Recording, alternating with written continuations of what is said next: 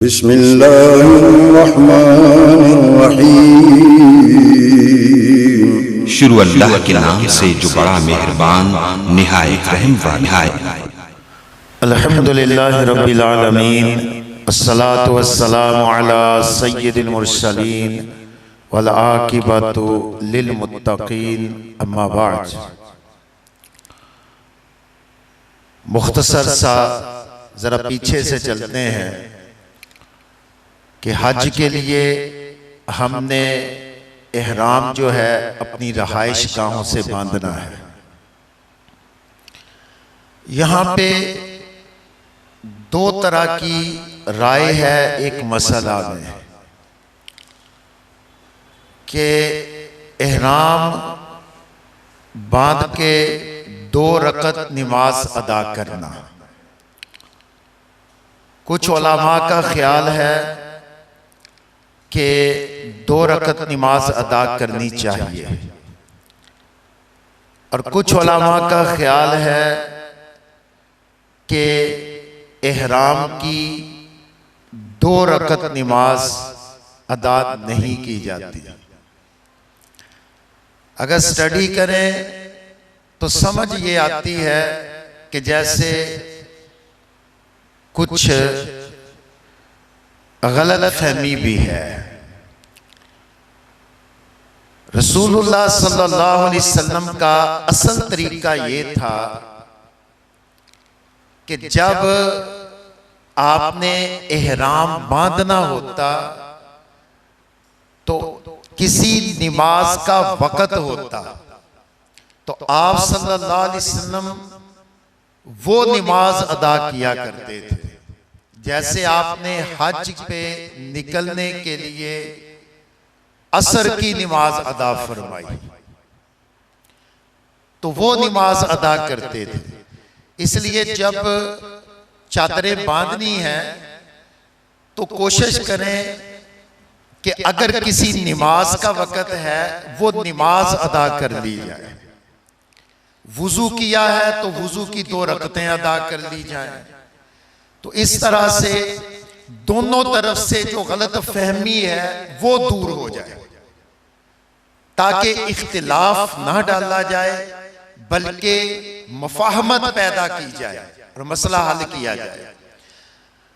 तो चादरें बांध के रहाइश गाहों से निकले थे हज के लिए और किन अल्फाज के साथ हम एहराम में दाखिल हुए, अल्लाहुम्मा लब्बैका हज्जन, ये लफ्ज कह के, और फिर उसके बाद तलबिया शुरू हो गया।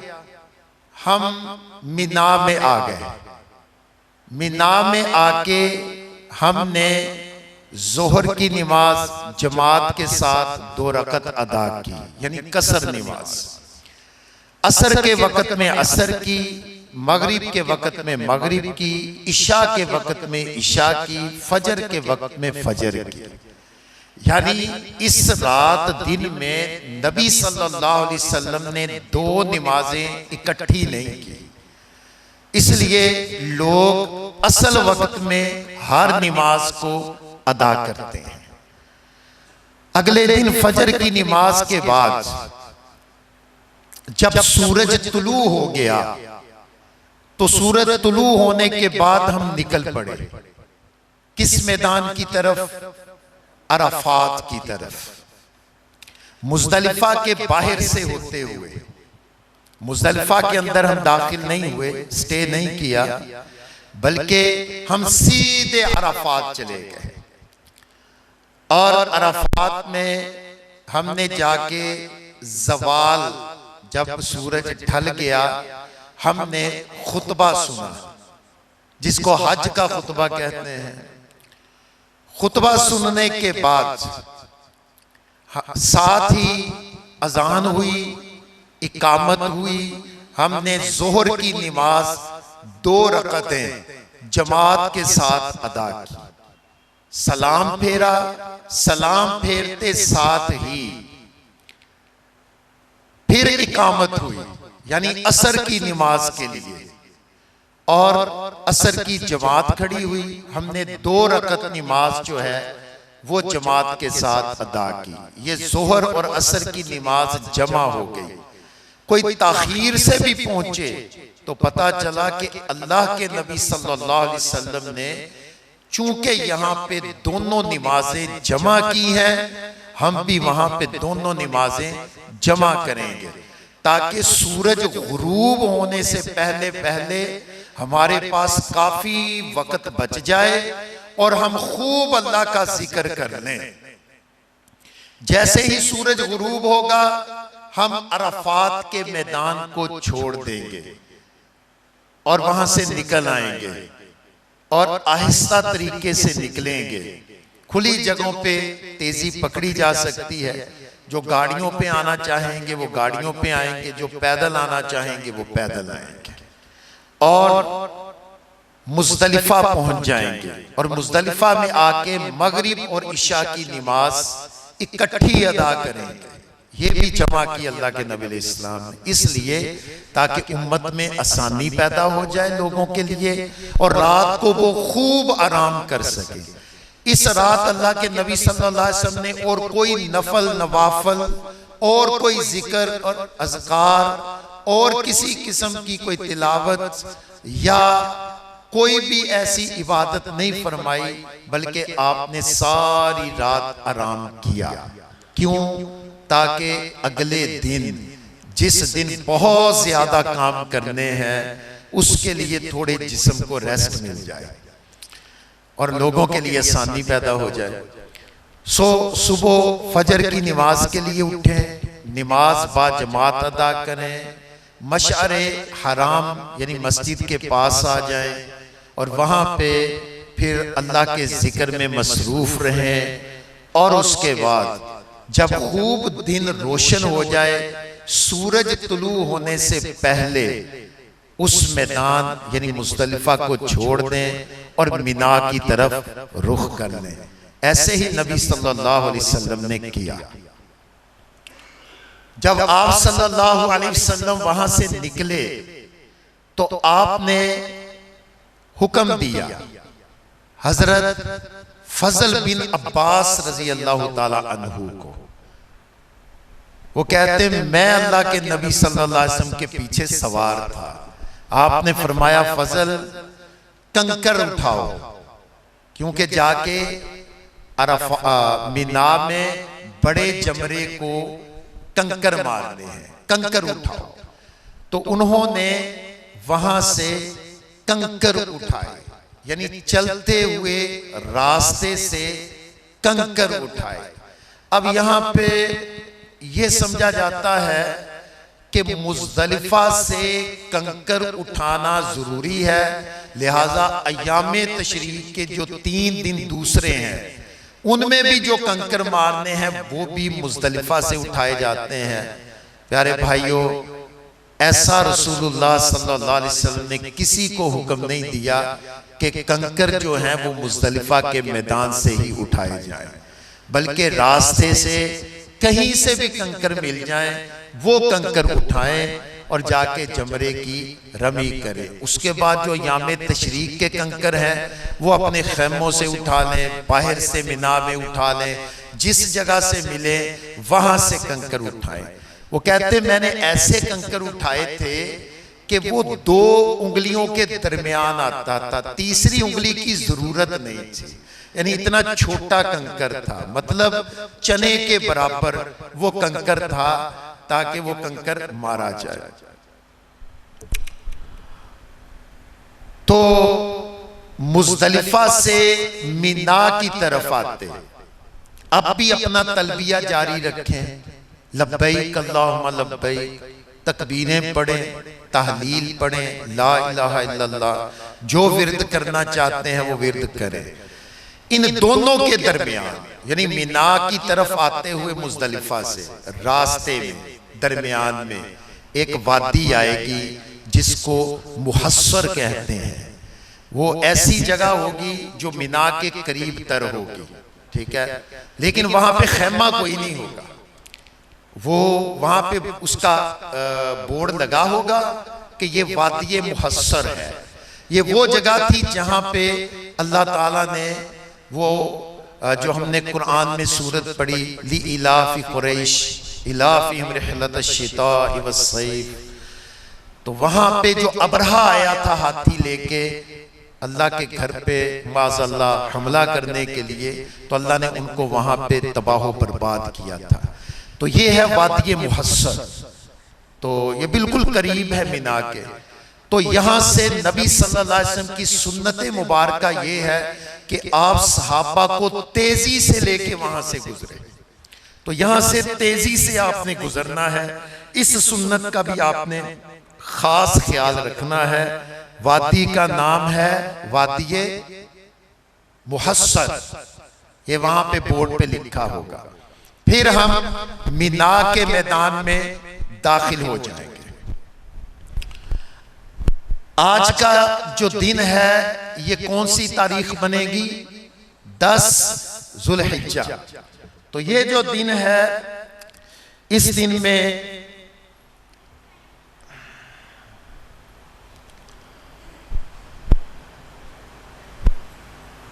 में करने वाले बड़े काम हैं और ज्यादा काम है।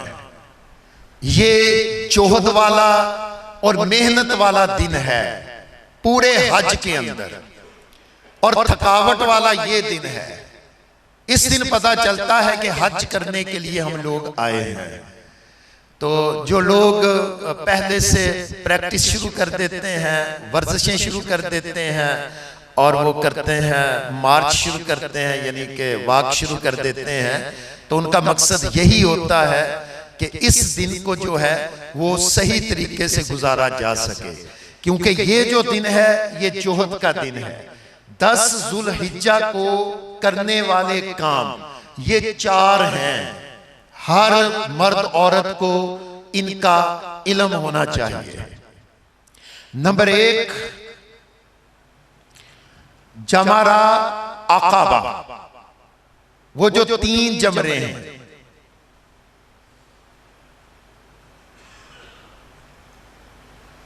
ये उनकी शक्ल है जी। ये पहला जमरा है छोटा, ये इससे बड़ा जमरा है, और ये सबसे बड़ा जमरा है। ये मिना की तरफ है, मैदान मिना में मस्जिद खैफ की तरफ, और ये दरमियान में आ गया, और ये मक्के की तरफ है बड़ा। इस तरह से इसकी डायरेक्शन। इस जमरे को कहते हैं जमरा अक़बा। हमारे यहां मशहूर है ये शैतान है। नहीं भाई, ऐसा कॉन्सेप्ट ना अल्लाह के रसूल सल्लल्लाहु अलैहि वसल्लम ने दिया, ना ऐसा कॉन्सेप्ट किसी सहाबी ने दिया, ना ऐसा कॉन्सेप्ट आइमतुल मुजतहिदीन हजरत इमाम अबू हनीफा रहमहुल्लाह ताला, हजरत इमाम अहमद इब्ने हम्बल, इमाम मालिक, इमाम शाफी, किसी ने भी ऐसा कॉन्सेप्ट नहीं दिया कि ये शैतान है और इनको शैतान समझ के हम कंकर मारे। ये कॉन्सेप्ट किसी ने नहीं दिया, ना कुरान की किसी आयत का ऐसा तर्जुमा है, लिहाजा ऐसा कॉन्सेप्ट नहीं है भाई। ये इसको जो कंकर मारने हैं वो कंकर हम इसलिए मारते हैं कि अल्लाह के रसूल मोहम्मद सल्लल्लाहु अलैहि वसल्लम ने इसको कंकर मारे, और हम ये कंकर इबादत समझ के इनको कंकर मारते हैं। आपने देखे नहीं कितने क्लिप आ रहे हैं, लोग जूते मार रहे हैं, पता नहीं इससे बढ़ के लोग क्या कुछ कर रहे हैं। वो बड़े बड़े पत्थर ला के वो मार रहे हैं। नहीं भाई, ये शैतान नहीं है, ये वो जगह हैं जहां पे शैतान ने हजरत इब्राहिम अलैहिस्सलाम को वरगलाने की एक कोशिश की थी। ठीक है, शैतान नहीं है, बल्कि ये इबादत है यहां पे कंकर फेंकने, और अल्लाह के रसूल अलैहिस्सलाम की सुन्नत जिंदा, हम उनकी इताअत में ये कंकर मारते हैं।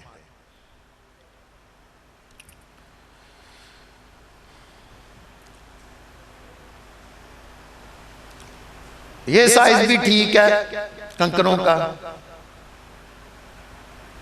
तो सबसे पहला काम क्या है? अकाबा को यानी बड़े जमरे को कंकर मारने। ये 10 जुल्हिज्जा को करने वाले काम है। नंबर 2 कुर्बानी करना। नंबर 3 हलक करना यानी बाल मुंडवाना कटवाना। नंबर 4 तवाफ़े ज़ियारत करना। तवाफ़े ज़ियारत भी कहते हैं, इफाज़ा भी कहते हैं, तवाफ़े हज भी इसको कहते हैं, और ये रुकन भी है। तो ये 4 काम जो हैं ये हमने करने हैं।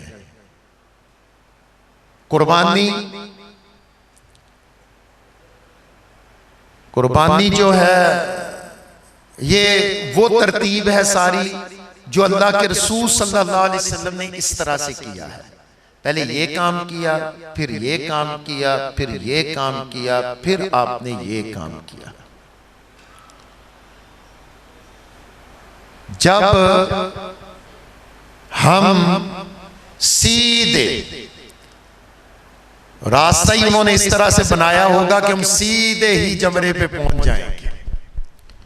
जब हम जमरे पे पहुंचेंगे और कंकर मारेंगे तो वहां पे हदीसों में रसूलुल्लाह सल्लल्लाहु अलैहि वसल्लम का कंकर मारने का अंदाज बयान हुआ है। उनकी कैफियत क्या थी? उनकी कैफियत ये थी कि उन्होंने मीना को अपनी दाईं तरफ कर दिया, खड़े ऐसे हुए, और मक्के को अपनी बाईं तरफ कर दिया, और फिर इस तरह से उसको कंकर मारे। फिर सुन ले, कैफियत ये थी, मीना को, मैदान को दाईं तरफ कर दिया और मक्के को अपनी बाईं तरफ कर दिया, इस तरह से खड़े हुए उसकी तरफ, और फिर कंकर मारे। अल्लाहु अकबर 1 कंकर, अल्लाहु अकबर 2, अल्लाहु अकबर 3, इस तरह से आपने 7 कंकर मारे। सारे कंकर इकट्ठे नहीं मारे, एक एक, और अल्लाहु अकबर तकबीर के साथ आपने 7 कंकर मारे। वहां पे आपने देखा है कि स्तून के गिर्द एक हौज सा बना हुआ है जिसके अंदर कंकर गिरता है। अगर कंकर उस पिल्लर को जाके ना भी लगे, स्तून को कंकर ना भी लगे, वो हौज ही इस तरह से बनाए गए हैं कि जब उसमें से वो गिरती जाती हैं नीचे पत्थर, वो खुद ब खुद उसको जाके लगते जाते हैं। हौज के अंदर कंकर गिनना जरूरी है। इसलिए रश की बुनियाद पे आप परेशान हो कि मेरे पास तो 7 थे, अब 6 रह गए हैं, एक निशाना नहीं लगा, मेरा निशाना लगना चाहिए था। नहीं, परेशान नहीं होना।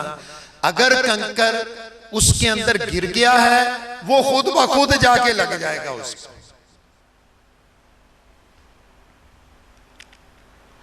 वरना जब रश हो जाता है वहां पे तो फिर कंकर एक 7वां पूरा करना, उठाना नीचे से, किसी से मांगे, वो कहता जी मेरे पास तो पहले पूरे हैं, वो बड़ी एक मुश्किल बन जाती है।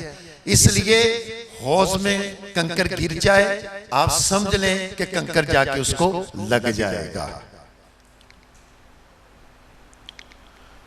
फिर नबी सल्लल्लाहु अलैहि वसल्लम ने बड़े कंकर, बड़े जमरे को, आपने बाद में भी 3 दिन उसको मारने हैं, बड़े जमरे को कंकर मारने के बाद आपने वहां पे खड़े होके किसी किस्म की कोई दुआ नहीं फरमाई, बस उसको कंकर मारे और मार के रसूलुल्लाह सल्लल्लाहु अलैहि वसल्लम उस जगह से फिर हट गए। वहां पे किसी किस्म की कोई दुआ जो है वो आपने नहीं फरमाई। नंबर 2, कुर्बानी करना। अब उस तरह से तो नहीं है कि हम खुद कुर्बानी करें, ज़ाहिर है कूपन मिलता है, कुर्बानी जो है हाजियों की जमा हो जाती है, तो कुर्बानी का टाइम भी मिल जाता है और मैसेज भी आ जाता है। तो लोग मैसेज का इंतजार करते रहते हैं कि जैसे ही वो मैसेज आ जाएगा तो कुर्बानी हो जाएगी। कई लोग वहम डालने वाले भी तो होते हैं ना, तो आपने उनके पीछे नहीं लगना, आपने है आप बरियुज़िम्मा है, आगे उनका और रब के साथ मामला है और यकीनी तौर पर ये एक बड़ी जिम्मेदारी है और इंशाअल्लाह वो इस जिम्मेदारी को अदा कर रहे होंगे इंशाअल्लाह। नबी सल्लल्लाहु अलैहि वसल्लम ने कुर्बानी की मिना में आपने फरमाया सुनो, ये सारा जो मिना है जिस जगह चाहे तुम कुर्बानी कर लो, ये मक्का जो है इसके जिस रास्ते में चाहे कुर्बानी कर लो, चाहे मिना में कर लें चाहे मक्के में कर लें, हुदूदे हरम के अंदर जहां चाहे ये कुर्बानी हाजी की वो कर दी जाए। इसलिए हम ढूंढते फिरे कि यार सानू तो इस मिना दे विच किते जानवर ज़बा होंदे नजर ही नहीं आते पे। नहीं, पूरे हुदूदे हरम के अंदर वो जहां भी इंतजाम कर दे कुर्बानी का, रसूलुल्लाह सल्लल्लाहु अलैहि वसल्लम ने फरमाया, सही हदीस आपने फरमाया जहां चाहे पूरे मक्के के अंदर यानी हुदूदे हरम के अंदर जहां चाहे कुर्बानी कर दी जाए।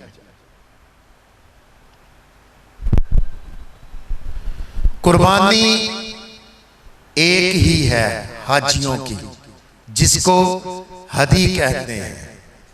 हाजी की कुर्बानी का नाम है हदी और ईद वाले दिन 10 जुल्हिज्जा को बाकी आम लोग जो पूरी दुनिया में चाहे मक्के के हैं वो जो कुर्बानी करेंगे उसका नाम है उज़हिया।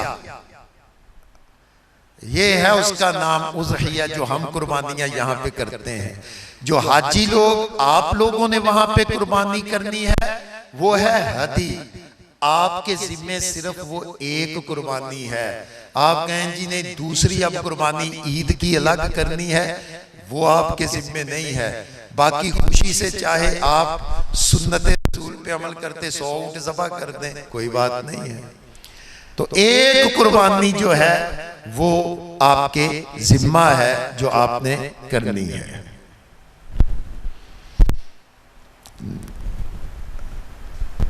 जमा इसलिए करवा दी जाती है क्योंकि रसूलुल्लाह सल्लल्लाहु अलैहि वसल्लम से ये साबित अमल है कि आपने 63 ऊंट अपने हाथ से ज़बा किए थे और बाकी हजरत अली रज़ी अल्लाह ताला अन्हु के सुपुर्द कर दिए थे कि आप जमा कर, आप इनको ज़बा कर दें। इसलिए दूसरे से कुर्बानी करने की ये नस और दलील है, इसलिए आप उनको जमा करवा देते हैं और वो खुद आपकी कुर्बानी कर देते हैं। नंबर 3, हलक करना यानी सर को मुंडवा देना या बालों को कटवा देना।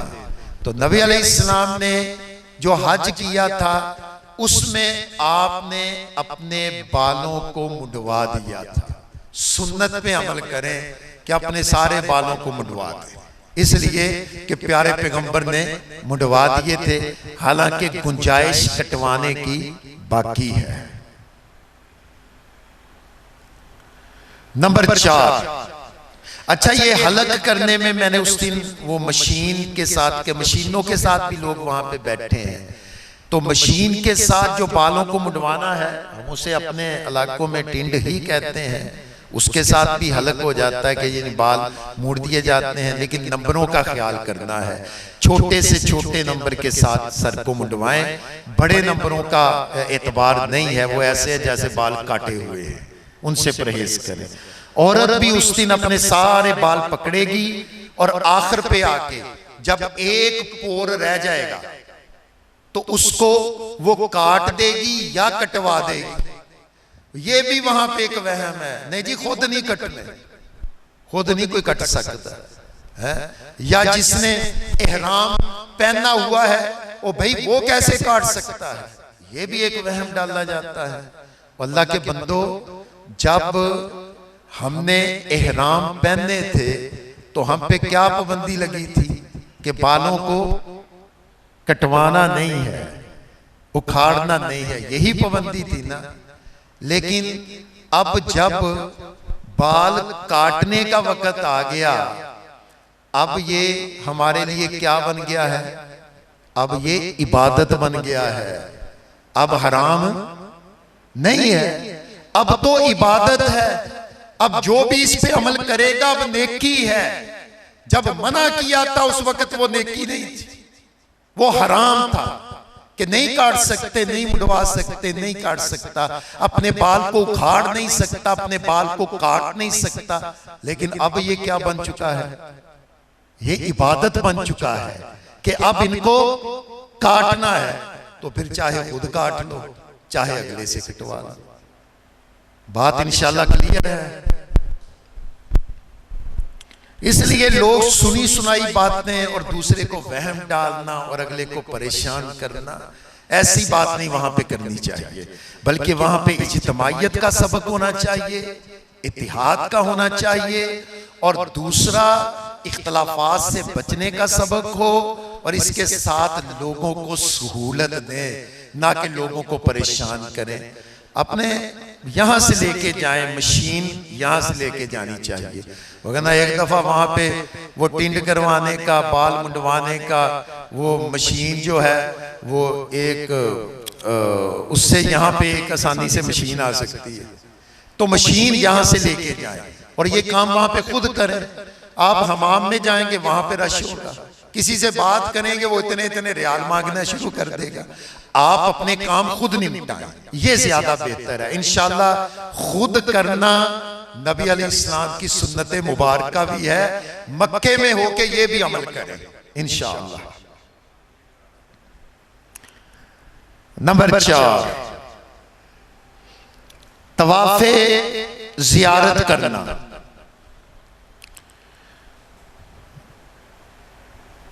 ये हज का रुकन है, अगर ये रह जाता है तो हज नहीं होगा। तवाफे जियारत हलक करने के बाद ये जो पहले 3 काम लिखे हैं, 1 2 3, इसके बाद आता है तवाफे जियारत। हलक करने के बाद रसूलुल्लाह सल्लल्लाहु अलैहि वसल्लम ने अपना इहराम जो था वो खोल दिया। ये पहले 3 काम करने के बाद 1 2 3 रसूलुल्लाह सल्लल्लाहु अलैहि वसल्लम ने अपना इहराम जो था वो खोल दिया। हजरत आयशा रज़ी अल्लाह ताला अन्हा वो फरमाती हैं कि मैंने, ये बुखारी शरीफ की हदीस है, वो कहती हैं कि जब अल्लाह के रसूल सल्लल्लाहु अलैहि वसल्लम ने हज के लिए इहराम बांधना था, इहराम बांधने से पहले मैंने उनको खुशबू दी, उन्होंने अपने जिस्म पे लगाई, उसके बाद चादरें बांधी, और जब आपने हलक करके मिना में अपने इहराम को खोल दिया और तवाफे ज़ियारत के लिए जाना था, तो मैंने फिर खुशबू पेश की और नबी अलैहिस्सलाम ने फिर खुशबू लगाई। लिहाजा ये हलक करने के बाद सफाई सुथराई जिस्म की करके, यानी नहाना है तो नहा लें, ठीक है, और आम लिबास के अंदर आ जाएं, चादरें उतार दी हैं, अपने कपड़ों में आ जाएं। तो नबी सल्लल्लाहु अलैहि वसल्लम ने खुशबू लगाई और तवाफे ज़ियारत के लिए आप बैतुल्लाह की तरफ चल पड़े। वहां पे आए तो रसूलुल्लाह सल्लल्लाहु अलैहि वसल्लम ने तवाफ किया। इस तवाफ का जो वक़्त है वो सूरज गुरूब होने तक है, सूरज के गुरूब होने तक इस तवाफ का वक़्त है, तवाफे ज़ियारत। अब आपने अपने इस दिन के कामों को मैनेज करना है, ठीक है। वैसे लिए कह रहा था ये मेहनत का, पूरे हज के अंदर ये जोहद का दिन है, मेहनत का दिन है। और जो मैंने पीछे बोला जमरा अकबा, जो पहला नंबर है कंकर मारने वाला, इसका जो टाइम है वो सुबह चाशत से लेके सूरज तुलू होने से लेके इसका टाइम भी सूरज गुरूब होने तक है। तो ये टाइम है कि जिसके अंदर इनको कंकर भी मारने हैं, फिर कुर्बानी भी करनी है, हलक भी करना है, और हलक करने के बाद वो एहराम वो खोल देना है और फिर तवाफ़े ज़ियारत करना है।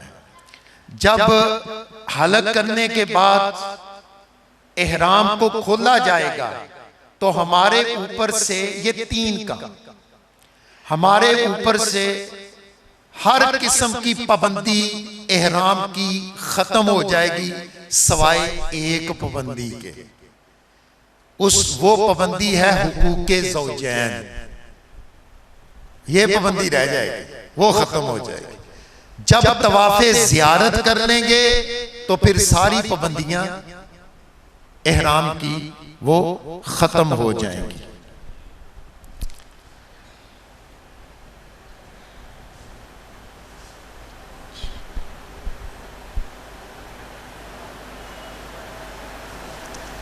तवाफ़े ज़ियारत जो है ये चूंकि सादा लिबास में होगा, इस तवाफ के अंदर वो जो हमने सबक पढ़ा था रमल वाला, पहले 3 चक्कर जो हैं वो कैसे लगाने हैं पहलवानों के, इसमें नहीं लगाने। वो जो रमल है वो कब सुन्नत है? वो सुन्नत है कि जब आप मक्के में दाखिल हुए थे आपने पहला तवाफ किया था। जब सहाबा मदीने से आए थे मक्के, तो मक्के के सरदारों ने मजाक उड़ाया था। उन्होंने आके जब पहला तवाफ किया था तो 3 चक्कर पहलवानों की तरह लगाए थे। तो हमने पहला तवाफ कब किया था? उम्रे के अंदर किया था, ठीक है। तो पहले तवाफ में चक्कर लगाते हैं ये रमल वाले, उसके बाद आप 100 तवाफ कर लें, फिर किसी के अंदर रमल नहीं है, पहलवानों की तरह चक्कर नहीं है, ठीक है। तवाफ़े ज़ियारत में चूंकि सादा लिबास पहनना हुआ है, इसलिए इसमें इस्तिबा भी नहीं है, यानी दाएं कंधे को नंगा करना। अगर एहराम बांधा होता तो फिर ही दायां कंधा नंगा करते ना। तो इसमें जो दायां कंधा है अब उसको नंगा करने की जरूरत नहीं है।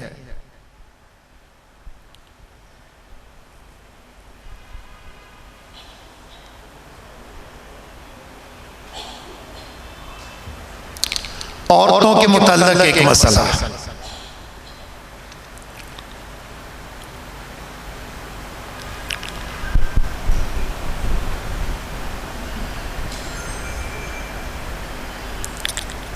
औरत ने यहां से गई, उसने तवाफ जो है वो कर लिया है। तवाफ के बाद अगर वो अयामे मखसूसा में हो जाए तो वो अपने उम्रे को पूरा करे, उसका उम्रा मुकम्मल हो जाएगा। क्योंकि साई में तहारत जो है वो शर्त नहीं है, तवाफ में तहारत शर्त है। यहां पे अहले इल्म ने ऐसी औरत को गुंजाइश दी है, उसका उम्रा जो है वो पूरा हो जाएगा। अब वो इंतजार करेगी अपने पाक होने का ना। 8 ज़ुल्हिज्जा फिर आ गया लेकिन वो पाक नहीं हुई। अगर उसके अंदर छोटा उसका पैकेज है तो उसमें उसका 8 ज़ुल्हिज्जा आ गया, वो पाक नहीं होगी। वो दूसरे हाजियों की तरह, हाजिनों की तरह, जैसे पाक औरतों ने एहराम बांधा है वो भी उसी तरह गुस्ल करके एहराम बांध के हाजियों की तरह सारे वो काम करेगी, सवाए तवाफ़े ज़ियारत के, क्योंकि वो तवाफ नहीं कर सकती। अजान सुन।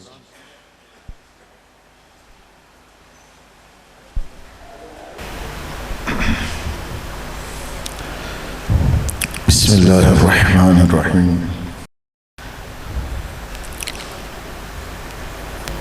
ये अल्हम्दुलिल्लाह हज तरबियती कोर्स का एहतमाम किया गया। इसके लिए एक एक फ़र्द को ढूंढ के आप हुज्जाज कराम तक पहुंचने की एक कोशिश की गई।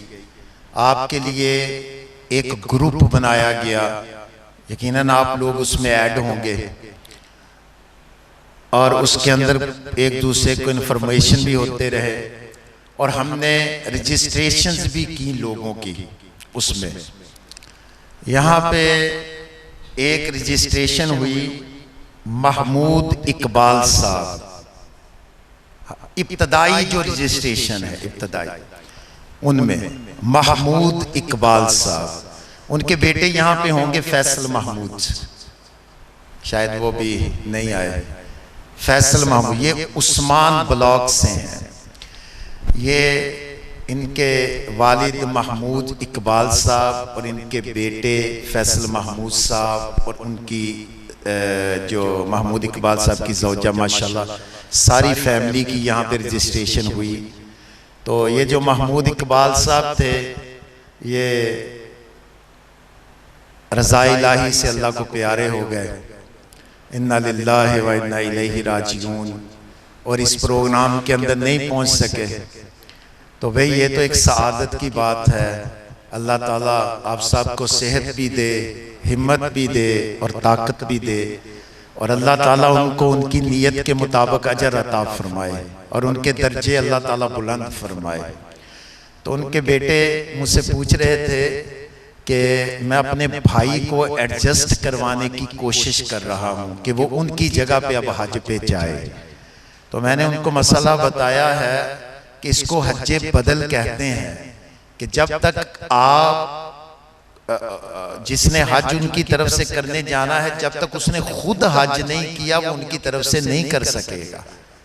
तो ये मसला भी असना में आ गया, वो आपके सामने हमने रख दिया।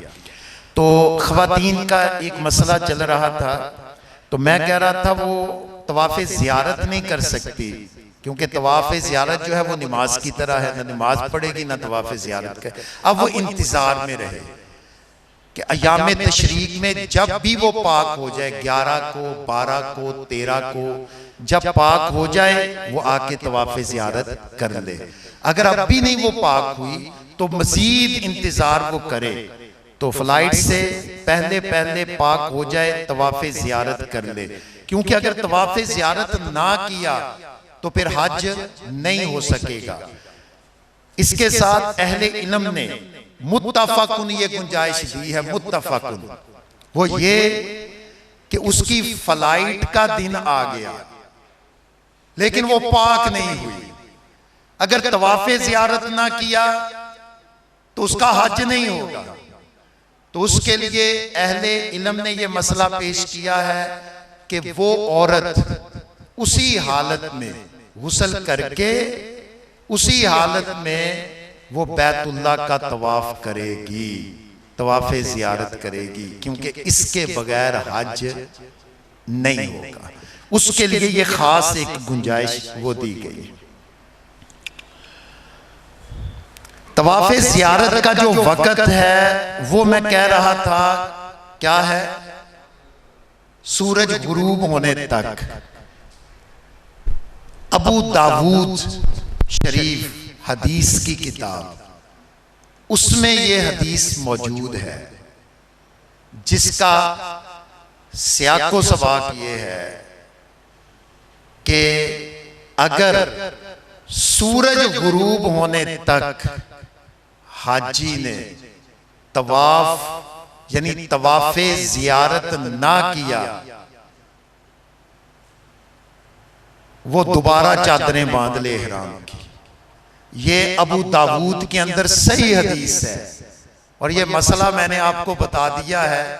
ये अमानत है, ये जिम्मेदारी है और इसके रेफरेंस का मैं जिम्मेदार हूं कि अगर सूरज गुरूब होने तक उसने नहीं किया तो वो चादरें बांध ले और चादरें बांध के फिर करे उसका तवाफ। रात को करना है रात को कर ले, अगले दिन करना है फिर अगले दिन करे, लेकिन चादरें बांध ले। ये अबू दाऊद शरीफ सही हदीस, अल्लाह के रसूल सल्लल्लाहु अलैहि वसल्लम ने फरमाया कि तूने तवाफ़े ज़ियारत कर लिया है? कहने लगा अल्लाह के नबी नहीं। तो आपने फरमाया ये कमीज क्यों पहन ली है? आपने फरमाया कमीज उतारो। उसने कमीज फिर उतार दी। आपने फरमाया चादरें बांध, दोबारा इहराम की हालत में आ। तो वो दोबारा चादरें बांध लेगा और चादरें बांध के फिर तवाफ़े ज़ियारत करे। हाँ, अगर किसी ने सूरज गुरूब होने से पहले तवाफ़े ज़ियारत सादा लिबास में शुरू कर दिया है और सूरज गुरूब हो चुका है लेकिन उसका तवाफ़े ज़ियारत जारी है, अभी खत्म नहीं हुआ, वो अपने सादा लिबास में अपने इस तवाफ को मुकम्मल कर सकता है। ये वहां पे अक्सर खता है जो मैंने आपके सामने रखी है लोगों के अंदर। वो उनका तवाफ नहीं हुआ सूरज गुरूब होने तक, वो उन्हीं सादा लिबास में ही रहते हैं, उसी में मिना में चले जाते हैं। अब ये चार काम जो हैं ये इस तरतीब से लिखे गए हैं जैसे रसूलुल्लाह सल्लल्लाहु अलैहि वसल्लम ने किए हैं। आपने पहले ये काम किया,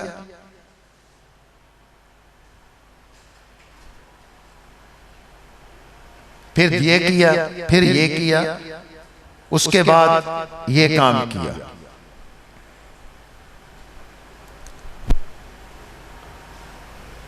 लेकिन बुखारी शरीफ, मुस्लिम शरीफ, उनके अंदर ये हदीस मौजूद है और अबू दाऊद शरीफ कि अल्लाह के रसूल सल्लल्लाहु अलैहि वसल्लम मफ़हूम पेश कर रहा है कि आप खड़े थे मैदान में, एक बंदा आया, वो आके कहने लगा अल्लाह के रसूल मैंने कुर्बानी करने से पहले अपने सर को मुंडवा दिया, मुझे पता नहीं चला। आप सल्लल्लाहु अलैहि वसल्लम ने फरमाया इज़बाह, अब ज़बा कर दे जानवर को, ला हराजा, कोई हर्ज वाली बात नहीं है। आप सल्लल्लाहु अलैहि वसल्लम के पास थोड़ी देर में एक और बंदा आया, वो कहने लगा अल्लाह के रसूल मैंने कुर्बानी तवाफे जमरा को कंकर मारने से पहले ही कर दी है। आप सल्लल्लाहु अलैहि वसल्लम ने फरमाया कि तू अब ऐसे कर, अब कंकर जाके मार दे, ला हराजा, इसमें कोई हर्ज नहीं है।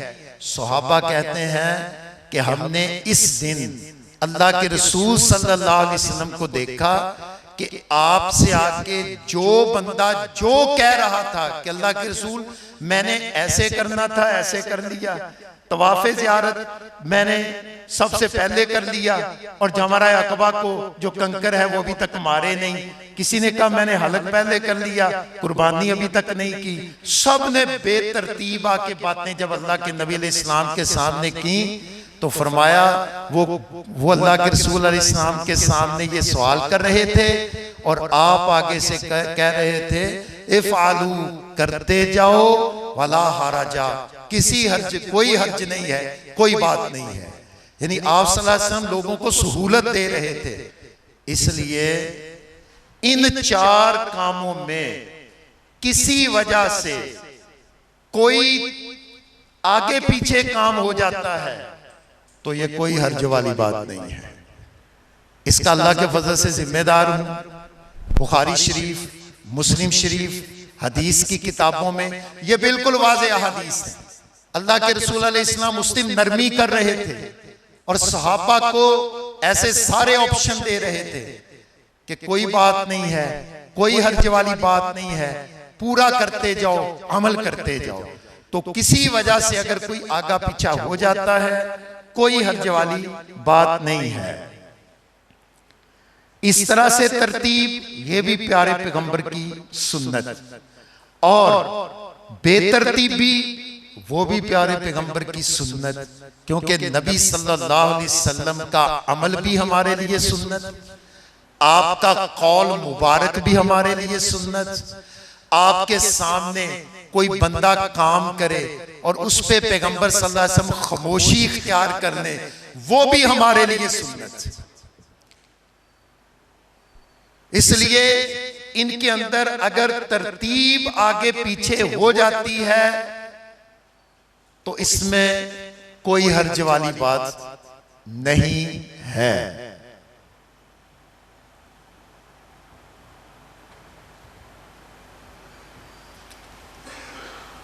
एक और इस हवाले से मसला वो ये कि ये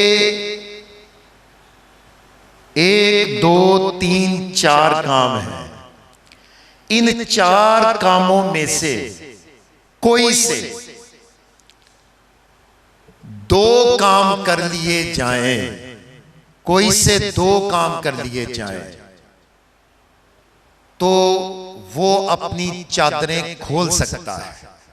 इन 4 कामों में से कोई से 2 काम कर लिए जाएं तो वो अपनी चादरें खोल सकता है और उस पर से हर तरह की एहराम की जो पाबंदी है वो खत्म हो जाएगी। और जब 4 सवाए 1 पाबंदी के वो हुकूके ज़ौजैन की है, जब चारों काम पूरे कर लेगा तो वो पाबंदी भी उस पर से खत्म हो जाएगी।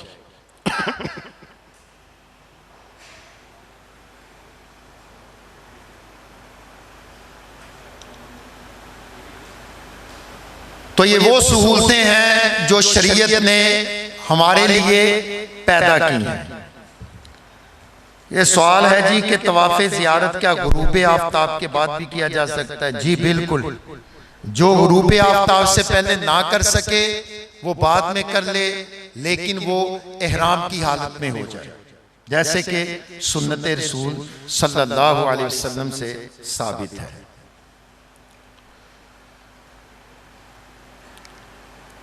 ये 4 काम चूंकि 10 ज़ुल्हिज्जा के हैं और ये अहम तरीन काम है, ये 4-5 मिनट हैं। अगर कोई खड़ा होके इन हवाला से, इस हवाले से सवाल करना चाहता है आप में से तो वो कर सकता है।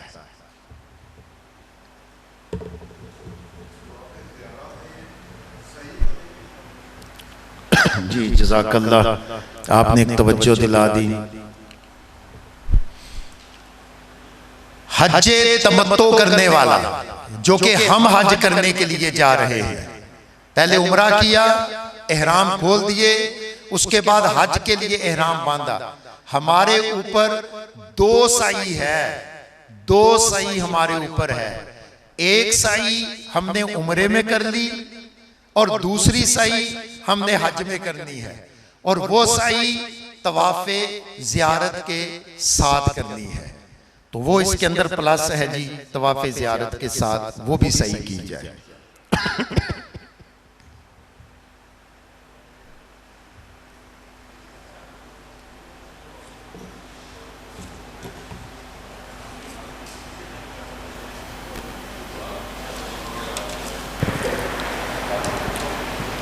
ये सवाल है जी कि औरत जो है वो नाक पर नकाब ना बांधे तो क्या वो माथे से बांधकर चेहरे पर लटका सकती है? जी बिल्कुल कर सकती है। जिस नकाब से शरीयत ने मना किया है उतनी बात करे, ज्यादा बात ना करे, ना खुद परेशान हो ना अगले को परेशान करें। अरब की सारी डिक्शनरीज के अंदर इस नकाब की वजाहत मौजूद है कि जो नकाब औरतें आंखों के नीचे नाक के ऊपर बांधती हैं उसको यहां पे चिपकाती हैं, इस नकाब से शरीयत ने मना किया है। इसके अलावा शरीयत ने पर्दे से मना नहीं किया। जैसे हजरत आयशा रजी अल्लाह ताला अन्हा कहती हैं कि दूसरी उम्मुहातुल मोमिनीन भी साथ थीं। जब हमारे पास से लोग सवार गुजरते थे तो हम अपनी चादरों को लटका के अपने चेहरों को छुपा लेती थी। लोग गुजर जाते तो हम अपनी चादरों को हटा लेती थी। तो ये जो है ये यानी कि सर के ऊपर कोई भी ऐसा टोपी वाला है उसको नीचे फेंक लेना, यहाँ पे सर पे बांध के नीचे पल्ली फेंक लेना, वो चेहरे से लगे ना लगे इससे हमें कोई सरोकार नहीं है। जो शरीयत ने रोका है उस नकाब से रोका है जो यहाँ पे बांधा जाएगा, पर्दे से शरीयत ने नहीं रोका। अस्सलाम वालेकुम। अच्छा हजरत ये पूछना सी कि अगर करीब करें जिसले अपना रमी करके रश बहुत ज़्यादा है वहाँ ते जा रहे अपने तवाफ़े ज़ियारत वास्ते, अगर नहीं पहुँच सके किसी भी सूरत च हरम दी अंदर जाने के बैतुल्ला ते वापस ऐसे मीना दे विच रवांगे रातें, वो चूंकि अगला चैप्टर है ये कल शुरू हो जाएगा। जिसका तवाफ़े ज़ियारत रह गया है अगर तो वो रात को करके वो मीना में आ जाए तो बहुत अच्छी बात है। अगर वो ये इससे भी अच्छी बात ये है कि वो तवाफ़े ज़ियारत को मुअख्खर कर दे, रात मीना में जाके गुजारना चूँकि वाजिब है। रातें अयाम तशरीक की 11, 12, 13 की ये मीना में गुजारना वाजिब है। अगर नहीं गुजारेंगे तो दम पड़ेगा। तो तवाफ़े ज़ियारत करके रात को सीधे मीना में आके रात को ठहरे, ठीक है जी। अगर आप मुअख्खर कर दें तो अगले दिन आके सुबह को दिन के वक्त वो आके आप तवाफ़ कर लें। तवाफ़े ज़ियारत चाहे दिन को कर लें चाहे रात को जाके कर लें, लेकिन रातें जो हैं वो मीना में आके ही वो गुजारेंगे। जी दे माइक ने। हाँ तवाफ़े ज़ियारा में जो तवाफ़ है और सही है उसका तरीक़ाकार वही होगा जो हमने उम्रे में सीखा है या उसका कोई फ़र्क है इसमें? हज बिल्कुल जी सेम होगा इस्तिलाम के साथ। जैसे वो तवाफ़ किया इसी तरह सही भी सेम होगी जैसे हमने आपके सामने तरीका कह दिया है। अस्सलाम वालेकुम। अच्छा जो तवाफ़े ज़ियारा है अगर हम गुरूब आफ्ताब से पहले एहराम की हालत में कर सकते हैं, कपड़ों में ना आए? अल्लाह के रसूल सल्लल्लाहु अलैहि वसल्लम ने जो तवाफ़े ज़ियारत किया था जाके वो सादा लिबास में किया था। आपने चादरें खोल दी थी, चादर खोल के ही फिर आए। एक बात, अगर इस तरतीब से आप चलेंगे, अगर आप उस तरतीब से चलेंगे कि हम कोई से 2 काम कर लें और तवाफ़े ज़ियारत को आप पहले ले गए हैं, ठीक है, तरतीब आपकी नहीं रह सकी, किसी भी वजह से नहीं रह सकी, तो वो आप फिर चादरों के अंदर कर सकते हैं। फिर 2 काम हो जाएंगे फिर आप चादरें खोल देंगे। इसके अंदर एक और मसला भी हल हो गया, वो मसला है कुर्बानी वाला। कई भाई इस वेट में रह जाते हैं कि मैं कुर्बानी का इंतजार करूं, कब कुर्बानी होगी, फिर अलग होगा, फिर मैं ज़ियारत के लिए जाऊंगा। अक्सर लोगों का इस वजह से तवाफ़े ज़ियारत ताख़ीर में चला जाता है। तो भाई आपने जमारा अक़बा को कंकर मार लिए हैं, आप ऐसे करें आप निकल जाएं उसकी तरफ तवाफ़े ज़ियारत करने के लिए। आपको इंशाअल्लाह ताला वहाँ पे तवाफ़े ज़ियारत करने से पहले पैगाम आ जाए, तवाफ़े ज़ियारत करने के दौरान पैगाम आ जाए, तवाफ़े ज़ियारत करने के बाद पैगाम आ जाए, आपका इंशाअल्लाह अज़ीज़ वो कुर्बानी हो जाएगी। ये मैंने कंसेशन आपको नहीं दी, ये बुखारी शरीफ, मुस्लिम शरीफ, हदीसों की किताबों में ये अल्लाह के रसूल सल्लल्लाहु अलैहि वसल्लम ने कंसेशन दी है। जी अस्सलाम वालेकुम सर, ये पूछना था कुर्बानी जो हम उधर करते हैं और पाकिस्तान में भी करनी पड़ेगी कि वही मुकम्मल हो जाए? आपके जिम्मे, हाजी के जिम्मे एक कुर्बानी है जी, वो हदी है जो आपने वहां पे जाके करनी है। अगर आपके पास इस्तिताअत है पीछे घर में भी करने की तो घर वाले भी कुर्बानी में शामिल ईद के अंदर होना चाहते हैं, वो अपनी तरफ से ईद की कर दें, वगरना आप जिम्मेदार नहीं हैं। अस्सलाम वालेकुम। आज मेरा सवाल ये है कि जिस तरह हम 10 ज़िलहज को तवाफ़े ज़ियारा नहीं कर पाते और वापस रात मिना में गुजार देते हैं, तो जो अगला दिन है 11 ज़िलहज्जा का, उसमें हम सादा लिबास में तवाफ़ कर सकते हैं? नहीं, मैंने आपके सामने हदीस रखी है कि अगर सूरज गुरूब होने से पहले तवाफ़े ज़ियारत नहीं किया है तो फिर आप चादरें बांध लें और आके मिना में रात गुजारें और फिर अगले दिन आके फिर उसी हालत में आप आके ये तवाफ़ करें। जी अस्सलाम वालेकुम। कारी साहब, ये तरतीब मुस्तहिब का दर्जा रखती है, यानी अगर हम सारी तरतीब पूरी करते हैं तो क्या ये मुस्तहिब होगा? ऐसा मुझे समझ नहीं आई सवाल। चार ये जो काम है अगर हम इसी तरह से तरतीब के साथ करते जाते हैं तो क्या ये मुस्तहिब? ये अफजल है, इस तरतीब से करना ये अफजल है। सुन्नत रसूल सल्लल्लाहु अलैहि वसल्लम कि आपने इस तरह से किया था, और वो जो कंसेशन है वो भी आप सल्लल्लाहु अलैहि वसल्लम ने दी है। इस तरह तरतीब से जाएंगे तो वो उस तरह से शुमार होगा जैसे नबी अलैहिस्सलाम ने खुद अमल किया है, और कंसेशन में जाएंगे तो आपकी कौली जो सुन्नत है इंशाल्लाह उस पर अमल होगा। सवाल ये है कि जैसे आपने कहा कि जैसे तरतीब है, अगर इसमें से कुर्बानी का मैसेज आपको नहीं आता तो आप लोग तोहफ़े ज़ियारा के लिए जा सकते हैं। तो पूछना ये है कि ये हलक का जो है मतलब दिया हुआ कि हलक करना जो है, ये क्या हम तोहफ़े जब हमें मैसेज तोहफ़े ज़ियारा के दौरान आता है उसके बाद हम वापस आके फिर ये हलक मतलब बालों वाला करेंगे? जी बाद में करेंगे। थैंक यू जी क्या जी? वो आपको मैसेज आएगा जी। कुर्बानी के जो दिन है रसूलुल्लाह सल्लल्लाहु अलैहि वसल्लम ने फरमाया 10 ज़ुल्हिज्जा कुर्बानी का दिन है, अय्याम तशरीक 11, 12, 13 ये सारे कुर्बानी के दिन है, किसी वक्त भी कुर्बानी हो जाए। जी नहीं जी, अब टाइम ज्यादा हो गया है, अल्लाह आपको जज़ाए खैर दे। अस्सलाम वालेकुम वरहमतुल्लाह। जी सवाल एक सुन भाई, ये बताइएगा कि कुछ औरतों के बाल छोटे और बड़े होते हैं और हमें कटिंग इस तरह की होती है, हमें ये ज़रा क्लियर कट के बता दें कि हमें 1 पोर 1 चौथाई 1 इंच कितने, इसमें कंफ्यूजन खत्म कर दें। एक बाल दे के जी हमने कहा है कि सारे बाल पकड़ने हैं, आखिर पे जाके जब 1 पोर हाथ में रह जाए उनको काटते हैं, वो जितने मर्जी हाथ में आए। बारकल्लाहु फीकुम।